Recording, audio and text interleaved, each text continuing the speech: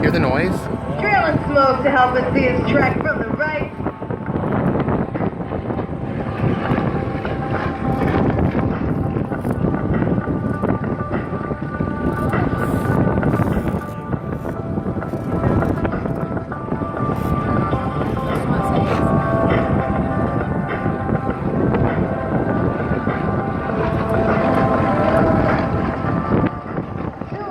Before climbing into a beautiful loop.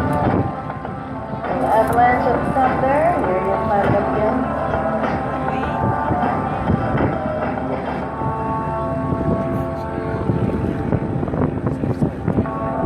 A couple of rolls in the 45-degree down line. Look at the smoke. It just tells us what the winds are doing.